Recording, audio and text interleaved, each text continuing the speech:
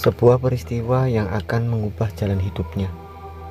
Hari itu tepat setahun aku bekerja di satu pabrik tekstil terbesar di timur Pulau Jawa.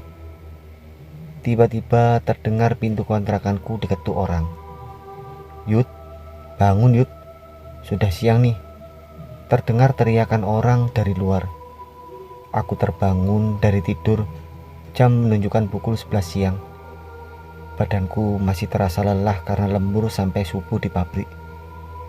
Dengan langkah malas, aku melangkah membukakan pintu. Nampak Budi cengengesan di depan pintu. Tanpa disuruh, langsung masuk ke dalam kontrakanku yang sempit. "Yud, hari Sabtu nanti anak-anak mau naik gunung, trekking. Kamu ikut ya?" Budi memulai pembicaraan. "Siapa saja?" tanyaku pada Budi. "Banyak. Ada Arifin, Idrus, Jaka. Pokoknya teman satu shift di pabrik lah," jawab Budi.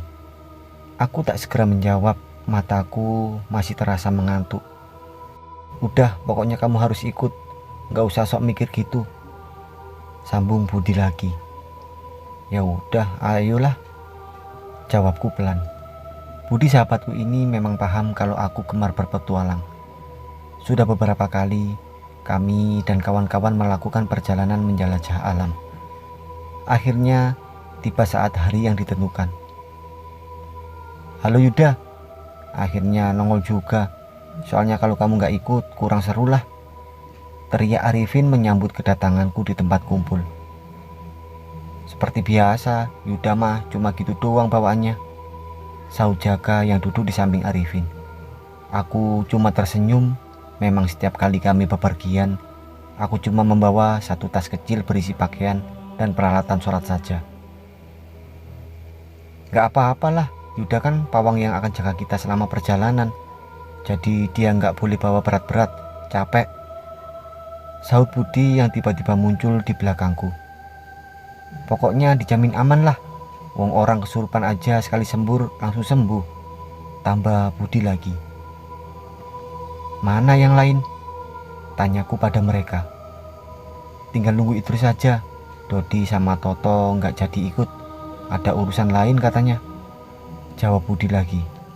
Tak lama kemudian, Idrus datang bergabung. Setelah semuanya siap, kami berlima memulai perjalanan ke sebuah gunung yang ada di Jawa Timur. Singkat cerita, akhirnya kami sampai di kaki gunung yang baru pertama kali kami jelajahi ini. Kami melanjutkan perjalanan, melakukan pendakian melalui hutan yang lebat menyusuri jalan setapak yang memang sengaja dibuat untuk para pendaki.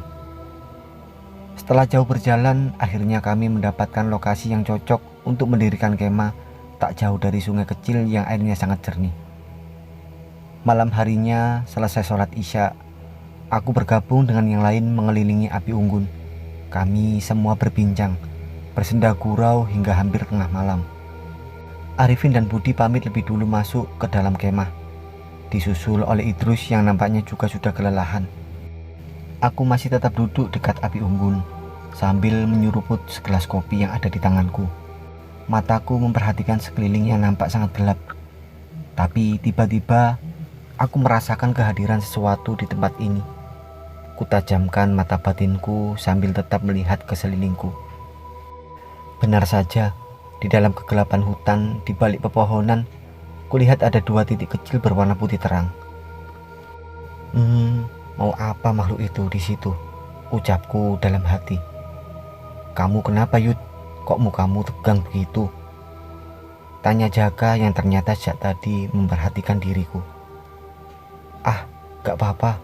Aku kayaknya cuma kecapean aja kok," jawabku mencoba menenangkan Jaka yang tampaknya terlihat khawatir. "Kalau gitu aku masuk ke kemah ya Yud. Aku juga sudah ngantuk nih. Kamu gak apa-apa kan ditinggal sendirian di sini?" tanya Jaka kepadaku. "Halah, bilang aja takut," jawabku pada Jaka sambil meledek. Jaka cuma cengengesan sambil garuk-garuk kepala lalu bergegas masuk ke tenda. Tinggallah aku sendirian. Kembali ku perhatikan kedua titik kecil dalam gelap itu yang ternyata mata dari seekor harimau yang besar yang sejak tadi dengan tajam memandangi diriku. Nampaknya bukan harimau biasa. Aku harus waspada, batinku sambil membacakan mantra ilmu pelindung raga. Tapi kemudian harimau jadi-jadian itu menghilang di telan gelapnya hutan. Bagus, dia pergi. Aku tak ingin sampai kawan-kawanku terusik, ucapku pelan. Lalu tiba-tiba Idrus muncul dari dalam tenda, lalu mendekatiku. Yud, aku mules nih, mau buang air dulu, anterin dong, pinta Idrus kepadaku. Ah, cemen banget, kayak perempuan aja minta diantar, jawabku pada Idrus. Ayolah Yud, udah mules nih, aku gak tahan, jawab Idrus sambil memelas. Aku lalu bangun dari dudukku. Idrus yang berjalan di depanku tiba-tiba mempercepat langkahnya. Aku duluan ya Yud, udah di ujung nih, kata Idrus sambil memegangi pantatnya. Lah, ini anak, minta diantar malah ninggal, ucapku sambil menggeleng. Sebentar saja Idrus sudah hilang di balik semak-semak. Aku diam berdiri menunggu tak jauh dari situ, sambil memperhatikan sekitar yang gelap. Cukup lama aku berdiri, namun Idrus tak juga muncul dari semak tempat dia buang air. Perasaanku mulai khawatir, teringat sosok harimau yang muncul beberapa saat yang lalu. Terus, udah belum? Lama banget sih, aku berteriak. Hening, tidak ada jawaban. Aku langsung menghampiri semak-semak tempat Idrus buang air tadi. Idrus tidak ada di situ. Terus, di mana kamu? Aku berteriak-teriak memanggil sambil memperhatikan sekeliling yang gelap. Aku mulai merasakan sesuatu yang tak beres. Lalu tiba-tiba tercium aroma bunga melati yang sangat harum menyengat. Aku terdiam sambil menajamkan mata batin memperhatikan sekitarku. Akhirnya pandanganku tertuju pada taburan bunga melati di tanah, tak jauh dari tempatku berdiri. Ku dekati taburan bunga melati itu yang ternyata banyak berserakan menuju ke dalam hutan yang lebat dan gelap. Dengan perlahan, ku ikuti taburan bunga itu diterangi senter yang sejak tadi ada di tangan. Makin jauh, makin masuk ke dalam hutan yang gelap. Aku mulai merasakan sesuatu yang lain. Kulihat taburan bunga itu sampai pada sebuah batu yang tersusun seperti layaknya sebuah gerbang atau gapura. Padahal tadi siang kami lewat sini, tak ada tumpukan batu itu sebelumnya. Nampaknya itu bukan sekedar batu biasa. Kurasakan ada kekuatan besar di sisi lain dari batu itu. Aku tak boleh sembrono, ucapku dalam hati. Lalu ku ambil posisi duduk bersila dekat tumpukan batu itu. Ku pejamkan mata, memusatkan pikiran memohon petunjuk yang maha kuasa. Kemudian terasa ada hawa sejuk menerpa wajahku. Aroma wangi melati makin menusuk tajam penciumanku. Kemudian seperti ada kehadiran sesuatu di dekatku. Perlahan-lahan ku buka mata. Kini di sekelilingku nampak terang benderang. Suasana bagaikan siang hari saja. Tapi mataku terhenti pada sosok yang berdiri di hadapanku. Sosok gadis muda mengenakan pakaian layaknya seorang putri zaman kerajaan dengan baju dan kain serba kuning. Ada mahkota kecil dari emas di kepalanya, dan wajahnya sangat cantik. Belum pernah aku melihat gadis secantik ini sebelumnya. Kemudian dia berkata kepadaku, "Selamat datang pangeran. Kuharap pangeran mau ikut denganku." Ucap gadis itu sambil tersenyum. Harum melati semerbak berasal dari tubuhnya yang tinggi langsing bagaikan bidadari. "Maaf, siapakah engkau? Di mana saya berada dan hendak kemana engkau mengajakku?" Tanyaku bertubi-tubi pada gadis itu. Gadis itu tersenyum lalu menjawab, "Aku Mayang Kemuning. Engkau berada di wilayah kerajaanku. Aku mau mengajakmu ke istana.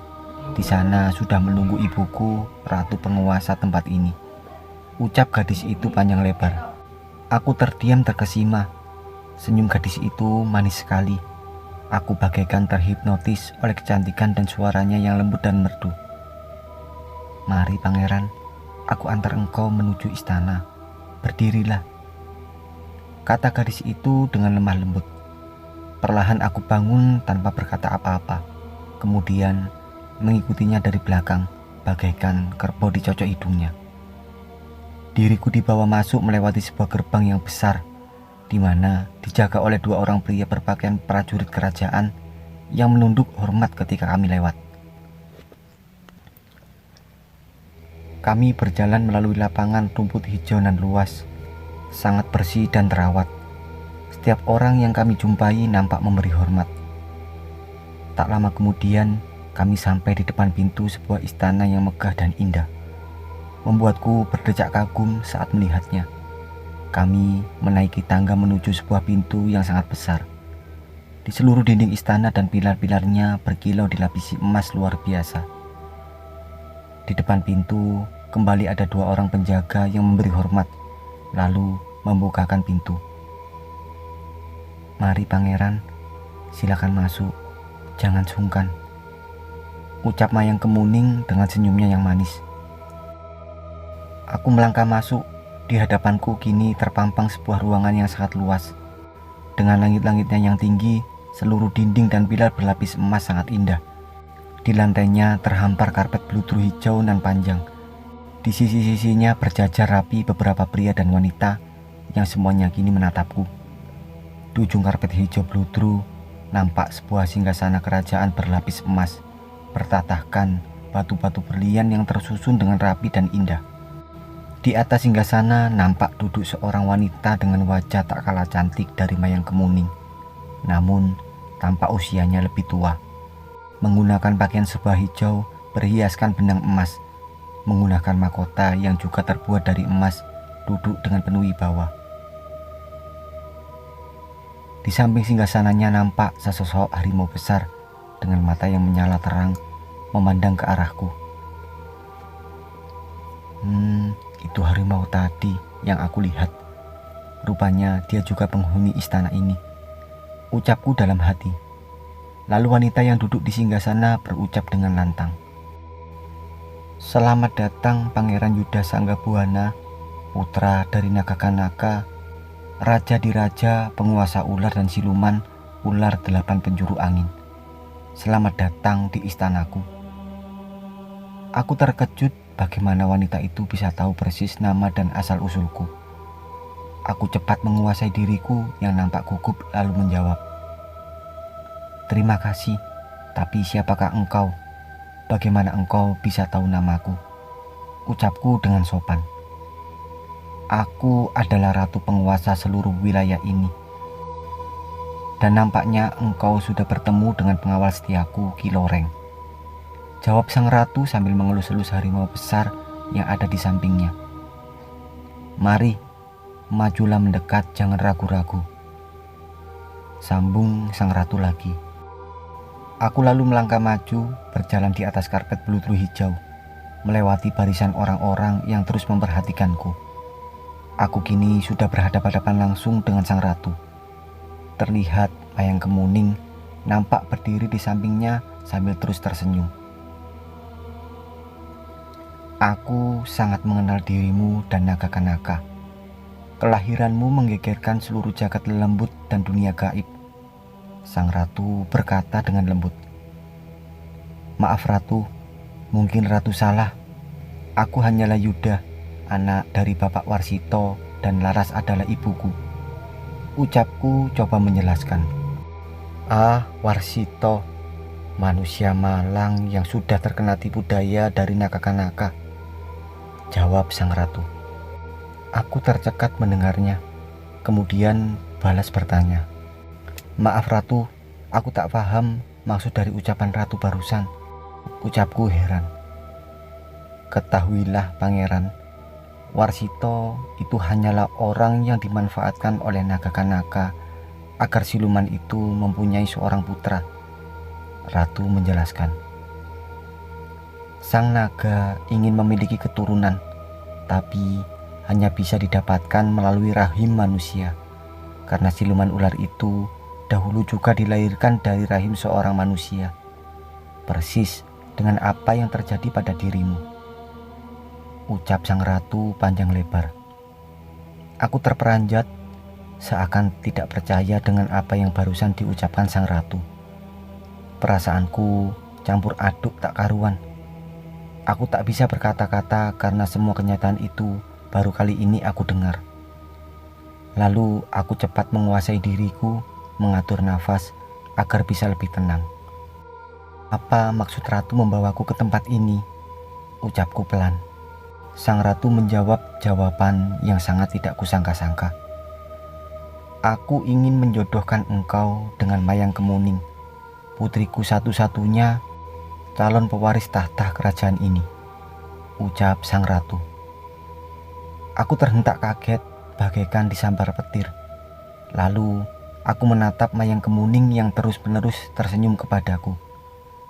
Kemudian sang ratu kembali berucap, "Sudah waktunya putriku memiliki pendamping, dan aku ingin engkau menjadi pasangannya," sabda sang ratu. "Maaf ratu, tapi mengapa harus aku?" tanyaku dengan wajah yang terheran-heran. "Engkau adalah pasangan yang pas untuk putriku, karena engkau termasuk salah satu dari sedikit orang yang disegani di jagat alam gaib dan juga di alam manusia," balas sang ratu. "Maaf ratu, tapi mana mungkin aku menikahi Mayang Kemuning. Aku adalah manusia, sedangkan dia bukan," ucapku sambil melirik ke arah Mayang Kemuning. Wajahnya nampak kecewa. "Engkau berasal dari benih sang naga kanaka. Hanya takdir saja yang membuat engkau lahir dari rahim manusia. Separuh dirimu adalah bagian dari dunia gaib," sang ratu coba menjelaskan. "Bagaimana jika aku menolak?" aku bertanya pada sang ratu. Sang ratu nampak tidak senang lalu membalas, "Jika engkau menolak, kau boleh pergi dari sini. Tapi teman-temanmu tidak akan bisa keluar dari wilayah ini selamanya," ancam sang ratu dengan nada tinggi. Aku terperanjat kaget, lalu teringat dengan Idrus yang lenyap tadi. Aku khawatir terjadi sesuatu pada dirinya. Tapi belum sempat aku berkata, Mayang Kemuning mendahului bicara. "Kau jangan khawatir, temanmu Idrus ada di tempatnya. Sebenarnya dia tidak pernah keluar kemah. Yang kau lihat tadi bukanlah dia. Itu hanya cara untuk membawamu kemari," kata Mayang Kemuning panjang lebar. Hatiku sedikit lega, tapi kini aku ada dalam dilema. Jiwa teman-temanku dipertaruhkan di sini. Aku tidak boleh gegabah mengambil keputusan. "Kau tak perlu menjawab sekarang. Ku beri kau waktu untuk berpikir. Sementara itu, engkau menjadi tamu kehormatan di istanaku," ucap sang ratu. "Pengawal, antar pangeran ke tempat peristirahatannya. Pastikan dia dilayani dengan baik," perintah sang ratu. Lalu aku dibawa ke sebuah kamar yang sangat besar dengan ranjang yang terbuat dari emas dan kasur yang sangat lembut. Di sampingnya ada meja yang di atasnya penuh dengan berbagai hidangan dan minuman. Aku merebahkan diri sambil merenung memandangi langit-langit kamar. Lalu terdengar ada yang mengetuk pintu kamar. Kemudian muncul Mayang Kemuning di depan pintu. "Bolehkah aku masuk, pangeran?" tanya Mayang Kemuning dengan sopan. Aku tersenyum dan menjawab, "Silakan. Lagi pula ini adalah istanamu. Aku hanya tamu di sini," ucapku lalu duduk di tepi ranjang. Mayang Kemuning masuk dan duduk persis di sampingku. Kali ini aku bisa melihat dirinya dari dekat. Gadis ini memang cantik luar biasa. Aku jadi gugup berada di dekatnya. Harum melati tercium dari tubuhnya yang mulus dan berkulit kuning langsat. Gadis itu terlihat malu-malu kupandangi seperti itu. Lalu dia berkata membuyarkan lamunanku, "Maukah pangeran aku ajak berkeliling sekitar istana ini?" tanya Mayang Kemuning. Aku mengangguk pelan mengiyakan ajakannya. Entah mengapa, setiap dia bicara, aku seperti terhipnotis oleh suaranya yang sangat lembut dan menenangkan. Tapi dengan satu syarat, Jangan kau panggil aku pangeran, panggil Yuda saja. Julukan itu terasa kurang nyaman bagiku, pintaku padanya. Baiklah, engkau juga boleh memanggilku Mayang saja, bagaimana? Dia menjawab sambil tersenyum. Lalu kami berjalan mengelilingi seluruh sudut istana, kemudian keluar melewati padang rumput hijau, hingga akhirnya sampai di depan sebuah perkampungan. Setiap orang yang kami jumpai selalu menunduk memberi hormat. Tiba-tiba saja Mayang Kemuning menggandeng tanganku. Aku terkejut, dadaku berdebar, aliran darah serasa tidak beraturan. Tapi ada rasa nyaman terasa di hatiku. Yuda, mengapa tadi sepertinya engkau keberatan dijodohkan dengan diriku? Tiba-tiba Mayang bertanya. Aku gugup, tidak tahu harus menjawab apa. Tapi kemudian aku membalas. Bukan begitu Mayang, engkau belum mengenal siapa aku, dan aku juga belum mengenal dirimu. Kita baru saja bertemu, jawabku pelan. Tapi aku sudah lama mengenalmu, bahkan sejak dirimu lahir, balas Mayang lagi. Aku terheran mendengar ucapan Mayang, tapi sepertinya dia paham apa yang ada dalam pikiranku. Kau tak usah bingung, batasan waktu alam manusia berbeda dengan di sini. Harusnya engkau mengerti. Mayang menjelaskan. Aku suka dengan perilakumu yang sopan, penyayang, berbudi luhur. Semua ada dalam dirimu. Itu yang membuatku jatuh hati, ucap Mayang sambil menunduk malu. Wajahnya nampak merona merah. Tapi mengapa engkau tidak mencari pasangan dari kaummu sendiri? Mungkin akan lebih baik dari aku yang setengah siluman ini. Ku bertanya penasaran. Sebenarnya sudah banyak dari bangsaku yang datang meminang, tapi selalu ditolak Ibu Ratu. Malah ada yang datang berkali-kali walaupun selalu gagal, bahkan sampai mengancam. Jelas Mayang kepadaku. Oh iya, tapi wajar, gadis secantik dirimu pasti banyak yang ingin memiliki. Jawabku yang membuat Mayang tersipu malu. Mungkin begitu, bahkan ada yang sampai mengajak perang untuk mendapatkanku. Namanya Buto Geni. Sosok raksasa berambut api yang sangat bernafsu ingin mempersuntingku, balas Mayang. Terakhir kali dia datang ke sini sambil mengancam akan membawa pasukannya untuk merebut diriku. Itulah yang membuat Ibu Ratu khawatir, sehingga ingin segera menikahkanku agar aku ada yang melindungi. Sambung Mayang dengan wajah sedikit sedih. Tiba-tiba terdengar suara seperti bunyi trompet besar ditiup. Suaranya menggema ke seluruh pelosok, membuat diriku dan Mayang terkejut. Itu suara tanda bahaya. Astaga, jangan-jangan, teriak Mayang dengan nada khawatir. Kami langsung bergegas kembali ke istana. Halaman istana yang luas kini dipenuhi ratusan prajurit kerajaan dengan posisi siaga. Kami menjumpai Ibu Ratu yang terlihat panik. Ada apa, Bu? Mengapa banyak prajurit siaga? Tanya Mayang tak kalah panik. Buto Geni, dia datang, jawab Bunda Ratu perlahan. Dia langsung menuju para prajurit yang dari tadi menunggu komando. Wahai prajuritku, persiapkan diri kalian. Buto Geni datang bersama bala tentaranya. Jangan sampai dia masuk ke sini, perintah sang ratu pada seluruh prajuritnya. Kenapa jadi begini? Sebenarnya kami sangat menghindari peperangan. Kami tak ingin jatuh banyak korban. Andaikan kami punya cara lain, ucap Mayang pelan. Tetapi memang Buto Geni dikenal sebagai makhluk yang angkuh dan kejam. Makanya Ibu Ratu tak suka padanya. Sambung Mayang lagi. Ayo Yuda, lebih baik kita segera menyingkir dari sini. Aku tak ingin engkau terluka, ajak Mayang sambil menggandeng tanganku. Tidak Mayang, aku tetap di sini. Aku ingin melihat seperti apa sosok Buto Geni yang sombong itu, ucapku sambil tetap berdiri. "Jangan Yuda, kau bisa celaka," ucap Mayang penuh khawatir. Aku tersenyum lalu menjawab, "Aku bisa menjaga diriku sendiri. Malah seharusnya aku ikut melindungimu. Aku tak sudi gadis sebaik dirimu jatuh ke tangan makhluk jahat itu." Ucapku yang membuat gadis itu terharu. Tidak lama kemudian, tanah terasa bergetar. Suara gemuruh terdengar dari kejauhan, dan kian lama kian terasa mendekat. Seluruh prajurit nampak siap di tempatnya masing-masing, dan akhirnya di luar gerbang istana muncul sesosok makhluk tinggi besar dengan kulit berwarna gelap dengan rambut api yang menyala-nyala.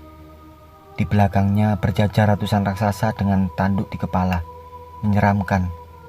Tidak lama kemudian, makhluk berambut api itu maju berdiri dengan gagah lalu berteriak lantang, "Wahai sang ratu, aku datang untuk menyambut Mayang Kemuning. Lebih baik kau serahkan dia, atau kuhancurkan istana ini." Terdengar suaranya menggema di depan gerbang istana. Wajah sang ratu nampak tegang lalu menjawab, "Hai Buto Geni, lebih baik kau pergi dan bawa kembali bala tentaramu. Aku tak ingin jatuh korban di sini," jawab sang ratu. "Lagi pula saat ini Mayang Kemuning telah mendapatkan jodohnya. Jadi lebih baik kau pergi dan lupakan Mayang Kemuning," sambung sang ratu. Mendengar hal itu, Buto Geni nampak sangat marah lalu berkata lantang, "Kurang ajar. Siapa yang berani merebut Mayang Kemuning dariku? Biar kuhancurkan dia." Matanya nampak melotot, rambut apinya semakin menyala-nyala. Semua yang ada di situ nampak terdiam, tak ada yang berani bersuara. Sang ratu nampak tegang, dia khawatir terjadi sesuatu yang buruk, karena Buto Geni terkenal sebagai makhluk yang sakti dan amat brutal. Sang ratu ingin menjawab, tapi terdengar suara lain yang mendahulinya. Aku menjawab sambil melangkah maju ke depan. "Aku calon pasangan Mayang Kemuning," ucapku dengan mantap. Semua yang ada di situ terkejut, dan Mayang Kemuning nampak yang paling kaget seolah tak percaya. Semua mata memandang ke arahku yang kini telah berdiri berhadapan-hadapan tak jauh dari Buto Geni. Hahaha, kamu, apa aku tak salah lihat? Hai ratu, apa maksud semua ini? Kau ingin mempermainkanku?" Teriak Buto Geni marah. Sang ratu nampak hendak menjawab, tapi diurungkan niatnya begitu melihat tanda-tanda dariku. Beliau paham maksudku. "Memangnya kenapa kalau aku yang jadi pasangan Mayang Kemuning?" Aku menjawab dengan nada sinis. "Aku jelas lebih tampan darimu. Setidaknya Mayang tak perlu khawatir terbakar bila ada di dekatku," ucapku dengan nada meledek. "Bangsat, jaga bicaramu manusia kerdil. Ku robek-robek mulutmu yang kotor itu." Teriak Buto Geni lalu menyuruh salah satu anak buahnya maju. Sesosok raksasa besar maju mendekat ke arahku, langsung menghantamkan tangannya yang besar ingin meremukkan tubuhku. Aku tenang tak bergeming.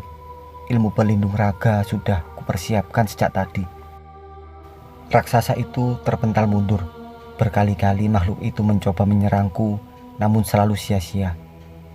Kemudian menyusul beberapa raksasa ikut mendekat mencoba menyerangku secara bersamaan. Namun hasilnya tetap sama. Sang Buto Geni nampak sangat marah melihatnya. Kulihat makhluk berambut api itu maju dengan bernafsu. Hawa panas terasa saat sosoknya mendekat. Dihantamkan tangannya ke arahku. Kekuatannya luar biasa. Aku terdorong mundur. Melihat hal itu, dia semakin brutal menyerang. Dihantamkan tangannya yang panas bertubi-tubi. Diriku hanya mampu menghindar. Sangat terasa kekuatannya yang sangat dahsyat. Benturan langsung akan berakibat fatal. Diriku makin terdesak. Perisai pelindung ragaku makin melemah. Aku tak bisa tinggal diam. Kusiapkan pukulan ilmu pemusnah dan kusongsong saat tangannya kembali menghantam. Kedua tanganku beradu dengan kepalan tangannya yang besar. Tapi pukulan ilmu pemusnahku ternyata tak berarti apa-apa bagi Buto Geni. Malah kulit tanganku terlihat melepuh terbakar. Rasanya sangat sakit luar biasa. Dan kulihat dia mulai menyerang kembali. Aku hanya bisa berkelit. Tenagaku terasa berkurang drastis dan mulai terdesak hebat. Aku tak mungkin selalu menghindar. Lambat laun pasti akan terhantam. Lalu ada suara berbisik di telingaku. Engkau tak bisa melawannya dengan wujud manusia. Suara tanpa wujud terasa dekat sekali. Kulirik ke arah Mayang Kemuning. Dia tersenyum sambil mengangguk. Rupanya bisikan itu berasal darinya. Aku melompat menjauh, mataku terpejam, lalu kemudian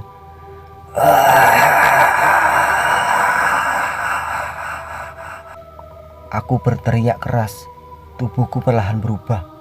Seluruh kulitku muncul sisik-sisik ular berwarna keemasan. Mataku merah menyala, lidahku menjulur panjang dengan ujungnya yang terbelah. Buto Geni nampak terkejut, tapi tak menunggu lama, dirinya langsung merangsek maju dengan kedua tangan yang diselimuti api yang panas. Aku yang kini berwujud siluman ular melompat menyambut serangannya. Kini kekuatan kami nampak seimbang. Tapi tak lama kemudian Buto Geni nampak kewalahan. Dia mulai menjadi bulan-bulanan seranganku. Kemudian Buto Geni melompat mundur. Wajahnya nampak marah. Lalu terjadi sesuatu. Perlahan sosok Buto Geni nampak membesar hingga menjulang tinggi seukuran gedung bertingkat. Aku dan semua yang ada di situ nampak terkejut. Kami semua terkesima melihat perubahan Buto Geni yang kini nampak menjulang tinggi. Lalu dia memanfaatkan situasi kami yang lengah, maju mendekat dan meraih Mayang Kemuning dalam genggamannya. Mayang Kemuning menjerit. Aku seperti tersadar. Aku langsung melompat menyerang Buto Geni. Walaupun kini ukuran kami tak sebanding, aku tak peduli. Para prajurit kerajaan juga merangsek maju. Namun bala tentara raksasa Buto Geni langsung bergerak menghalangi. Dan sang raksasa berambut api itu nampak akan pergi meninggalkan tempat ini.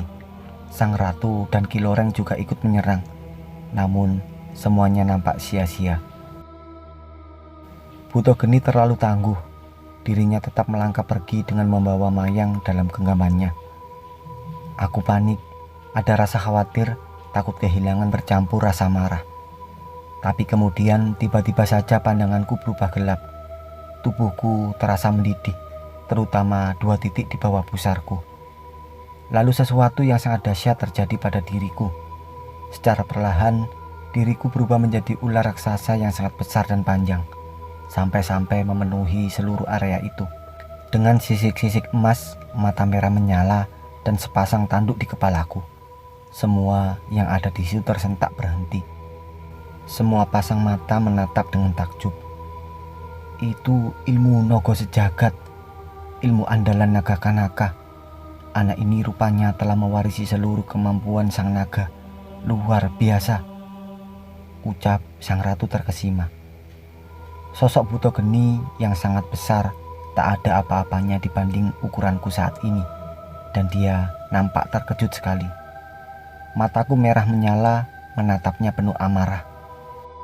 Bala tentaraku, cepat serbu dan habisi ular raksasa itu, perintah Buto Geni pada seluruh pasukannya. Nampaknya dia ingin mengalihkan perhatian agar bisa pergi dari tempat ini. Bala tentara raksasa serentak maju ke arahku, tapi percuma. Sekejap saja mereka hancur tergilas tubuhku yang sangat besar, bagaikan kumpulan kerikil terlindas kereta malam. Buto Geni sangat terkejut, tapi nampaknya dirinya sadar kalau situasi tidak menguntungkan baginya. Kemudian dengan cepat dia ambil ancang-ancang untuk pergi, tapi semua sudah terlambat. Sebentar saja tubuh raksasa Buto Geni sudah ada dalam lilitanku. Dirinya meronta, memukul, tapi semua tak berarti. Lilitanku malah semakin kuat. Mayang Kemuning lepas dari genggamannya, yang langsung disambut ibu ratu yang sudah siap berjaga. Semua yang ada di situ menyingkir, Tak ada lagi yang berani mendekat, dan akhirnya terjadi sesuatu yang luar biasa sekaligus mengerikan. Secara perlahan kulahap tubuh raksasa Buto Geni dari atas kepala sampai kaki. Masuk semua tertelan mulutku yang menganga lebar. Semua yang ada di situ nampak diam, tak bergerak tanpa suara. Akhirnya seluruh tubuh Buto Geni masuk tertelan ke dalam perutku, disusul raunganku menggema ke seluruh penjuru. Lalu hening, semuanya telah berakhir. Aku masih berada di tengah-tengah arena. Aku yang berwujud ular raksasa yang luar biasa besar masih menatap tajam menguasai area itu. Tak ada yang berani bergerak. Tapi perlahan tubuhku kembali berubah wujud menjadi manusia. Namun tetap tak ada yang berani mendekat. Tubuhku terasa lemah. Energiku habis terkuras. Namun aku berusaha untuk tetap berdiri di atas kedua kakiku. Tapi itu tak berlangsung lama. Diriku kemudian ambruk lemah tak berdaya di tengah-tengah arena. Mayang Kemuning menjerit. Samar-samar kulihat dia berlari menghampiriku. Aku sudah tak ingat apa-apa lagi. Semuanya gelap. Aku seperti berada melayang di ruang gelap yang maha luas tak berujung. Tanpa arah, aku pasrah. Aku merasa aku telah mati. Mataku terpejam. Lalu ku dengar sayup-sayup suara yang merdu dan lembut memanggil-manggil namaku. Perlahan ku buka mata. Kulihat Mayang Kemuning duduk di sampingku, matanya basah oleh air mata. Ternyata aku kini terbaring dalam kamar istana. Mayang terlihat senang melihatku sadar kembali. Yuda, syukurlah engkau telah sadar kembali. Dirimu pingsan berhari-hari. Aku sangat khawatir. Ucap Mayang tersenyum sambil menghapus air matanya. Terima kasih engkau telah menyelamatkanku. Seluruh negeri sangat khawatir dengan keselamatanmu. Sambung Mayang lagi sambil menciumi jemariku. Aku tersenyum. Suaranya yang lembut dan merdu terasa sangat menenangkan. Kemudian hadir sang ratu berdiri di samping Mayang lalu berkata, Pangeran, kuucapkan terima kasih karena telah menyelamatkan Mayang dan negeri ini dari Buto Geni. Kami semua berhutang budi padamu, ucap sang ratu. Apa yang sebenarnya terjadi padaku? Bagaimana aku bisa menjelma seperti itu? Tanyaku pelan pada sang ratu. Itu adalah ilmu Nogo Sejagat, ilmu andalan dari naga kanaka. Belum ada yang mampu menandinginya di seantero alam gaib ini, jelas sang ratu. Engkau memang kesatria tanpa tanding. Tak salah aku memilihmu untuk mendampingi putriku, sambung sang ratu lagi. Keesokan harinya diriku telah pulih. Mayang mengajakku kembali berjalan berkeliling negeri. Kami duduk di sebuah pohon yang rindang. Suasana terasa damai. Lalu Mayang memulai pembicaraan. Yuda, apakah engkau telah ambil keputusan tentang perjodohan kita? Tanya Mayang dengan serius. Aku terdiam. Jujur dalam hatiku kini telah tumbuh benih cinta. Namun kodrat kami telah berbeda, membuatku kesulitan untuk mengambil keputusan. Mayang nampaknya paham apa yang ada dalam benakku. Lalu gadis itu berucap, Aku mau melakukan apapun agar bisa bersanding denganmu Yuda. Apapun, ujar Mayang. Terlihat kesungguhan dari pancaran matanya, disusul air mata yang menetes. Diriku menjadi luluh melihat ketulusan hatinya. Lagi pula, tak dapat kupungkiri kini hatiku telah tumbuh rasa sayang. Aku tak ingin kehilangan dirinya. Tapi aku juga tak mungkin meninggalkan duniaku saat ini. Terlihat wajah kawan-kawan dan orang-orang yang selama ini mengisi kehidupanku. Aku bimbang, tapi aku harus ambil keputusan. Baiklah, ucapku pelan. Tapi bukan sekarang. Masih banyak urusan dan tanggung jawab yang harus aku selesaikan. Dan tak mungkin kutinggalkan begitu saja. Jawabku sambil menatap matanya. Mayang Kemuning melompat kegirangan mendengar ucapanku. Digenggamnya tanganku erat-erat sambil tersenyum bahagia. Sampai kapanpun aku akan setia menunggumu Yuda. Karena hatiku telah kuberikan hanya padamu, ucap Mayang terlihat menangis bahagia. Saat itu juga kami kembali ke istana menemui sang ratu. Lalu kami berdua menghadap memberitahukan kesepakatan antara diriku dan Mayang. Sang ratu mengangguk-angguk perlahan, lalu kemudian dia berucap, "Baiklah, kalau memang itu sudah menjadi keputusan kalian, aku ikut senang." Sang ratu tersenyum. "Tapi kalau boleh aku minta, aku ingin kau bisa menikahi Mayang tepat di usiamu yang ke-40 tahun. Aku tak mau putriku menunggu terlalu lama," sabda sang ratu. "Dan selama itu, engkau tak boleh menikah atau menggauli wanita lain. Bagaimana? Kau sanggup?" tanya sang ratu. Aku tak langsung menjawab, tapi akhirnya kusanggupi syarat yang lumayan memberatkan itu. Yang penting, aku bisa kembali pada semua kawan-kawanku dan mereka semua bisa pulang dengan selamat. Dan satu lagi, untuk merayakannya, aku akan mengadakan pesta besar untuk seluruh rakyatku, agar mereka tahu bahwa Mayang sudah memiliki pasangan, ucap sang ratu. Keesokan harinya digelarlah pesta besar merayakan perjodohanku dengan Mayang. Seluruh rakyat wilayah itu nampak bersuka cita, ikut berbahagia bersama junjungan mereka. Dan ketika semuanya usai, aku berpamitan pada Mayang dan ratu. Mayang menggenggam erat tanganku seolah berat melepas kepergianku. "Yuda, jaga dirimu baik-baik. Aku akan setia menunggumu di sini," ucap Mayang perlahan. "Bawalah ini agar aku bisa selalu ada di dekatmu," sambung Mayang lagi. Diberikan sekuntum bunga melati dalam genggamanku. "Kau tinggal ucapkan namaku. Aku akan hadir di sisimu," ucap Mayang sambil tersenyum. "Pangeran, kau bisa kapanpun datang ke sini. Cukup pejamkan mata, engkau bisa langsung hadir di sini," kata sang ratu.